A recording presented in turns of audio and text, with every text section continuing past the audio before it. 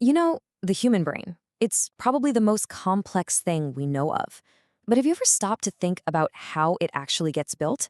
How does one tiny cell become, well, us, our thoughts, our memories? For so long, that whole process was basically a complete mystery, a black box. But now, scientists are finally prying that box open, and they're doing it with an incredible tool called the brain organoid. So, here's what we're going to cover. First, we'll get into why studying the brain's development has been so tricky. Then, we'll introduce organoids and how they're changing the game. We'll take a look inside them, see how scientists are making them even better, and then dive into what might be their most important job, helping us understand developmental diseases. And to wrap up, we'll talk about where this whole field is heading. All right, so first things first, why do we need brain organoids in the first place? I mean, what was the big problem they were designed to solve? It really all comes down to this one massive question. This process, it's unbelievably complex, it's uniquely human, and it all happens when it's just about impossible for us to watch. And yeah, not being able to see our own early development, that's been a huge, huge roadblock for scientists. For a long time, researchers basically had two options, and neither was perfect. You had animal models, right? Mostly mice. But the thing is, our brains develop differently than a mouse's. Take a condition like microcephaly, where the brain doesn't grow to its full size. In humans, it's a severe condition. In mouse models, often you just don't see that same effect. The other option was using human tissue, but access to the really early stuff, the fetal tissue you need to see development happen, is extremely limited. And even when you get it, it's just a snapshot, a single photo. You can't watch the movie of development unfold. It was clear we needed something else. And that something else is exactly where this technology comes in. It's the breakthrough that offers a whole new way to tackle this old problem. Okay, so what is a brain organoid, really? We have to be super clear about this. These are not mini brains. That's just sci-fi hype. What they are is a three-dimensional cluster of cells grown from human stem cells. And here's the incredible part. Those cells start to self-organize. They arrange themselves in ways that mimic certain parts of early human brain development. Right there in a dish. They're a model, a really powerful model system. And this image here is a perfect example of what we mean by a model. You can literally see how the cells are clumping together into different regions.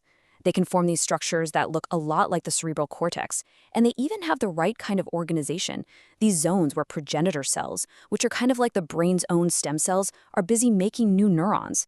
It's just an amazing window into a process we could never see before. And you know, this tech proved its value right out of the gate with a huge study on microcephaly. What they did was they took skin cells from a patient, reprogrammed them back into stem cells, and then grew organoids. And what they saw was wild. In the organoids made from the patient's cells, the progenitor cells were becoming neurons way too soon. Because of that early switch, they didn't have enough time to multiply, so the final structure was just smaller. And this is the crucial part. It pointed to a disease mechanism that was specific to humans, something that the mouse models just couldn't show us. So this was a massive proof of concept. It opened up so many new questions. Okay, we know they can model a disease, but what are they actually made of? What kinds of cells are really in there? To answer that, scientists turned to this amazing technology called single-cell RNA sequencing. The best way to think about it is like taking a census of the organoid. You go through and count every single cell and figure out exactly what job it's doing based on its active genes. And when you put all that data together, you get what's called a cell atlas. And take a look at this. Every single one of those dots represents an individual cell, and it's colored based on its type. What these atlases showed was just incredible. A single organoid, just doing its thing in a dish, can create this massive diversity of cells. We're talking about tons of different cells you'd find in the cerebral cortex, and even some that are related to the retina. It's amazing. But these maps also uncovered a really big challenge for the field: variability. Just look at these two plots side by side. They're different, right? Organoids grown in different labs or even just in different batches can end up with a different mix of cells. Now, that's not a failure, but it tells you that we desperately need to standardize things. If everyone's making something slightly different, it's really hard to compare results across experiments. And scientists really took that to heart. They saw these limitations not as dead ends, but as engineering problems that needed to be solved. The question became, okay, how do we build these things better? How can we make them more complex, more complete, and more reliable? One of the coolest solutions is something called an assembloid. See, in a real developing brain, Some neurons have to travel a long way from where they're born to where they end up. To mimic that, researchers grow two different organoids. One is like the cortex, and the other is like a region where a different type of neuron is born. Then, they just stick them together. And you can actually watch the neurons migrate from one organoid to the other, just like they do in the real brain. It's such a clever way to study how different parts of the brain start to wire up. The other big push is to add in all the missing pieces. The first organoids were pretty much all neurons, but a real brain has so much more going on.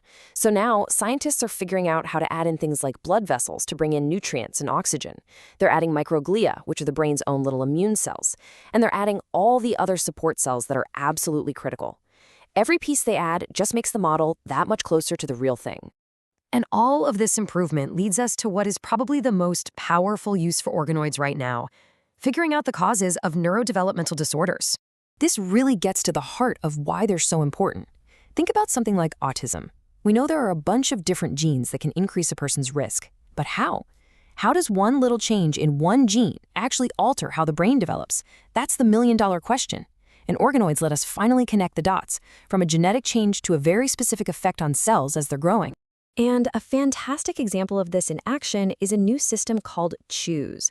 Here, they combined organoids with CRISPR gene editing to test, get this, 36 different high-risk autism genes all at the same time.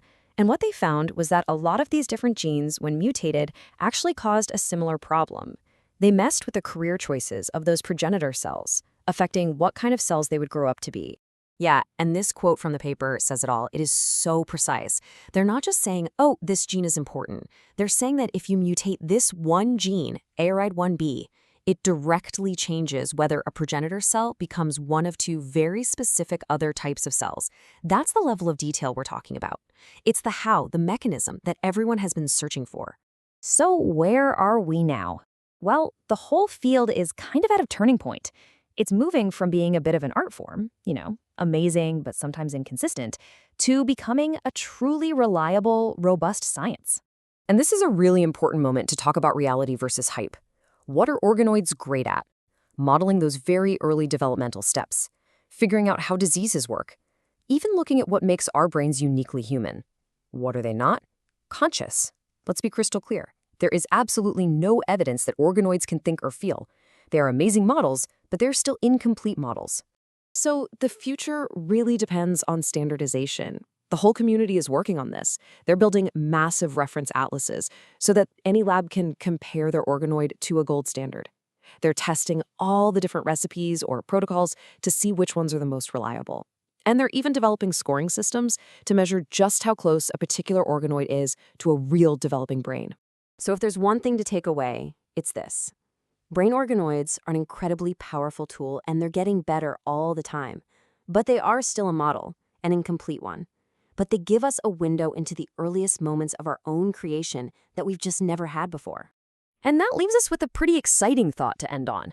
As these models get better and better, closer and closer to the real thing, what new questions about ourselves, about what it means to be human, will we finally be able to start asking?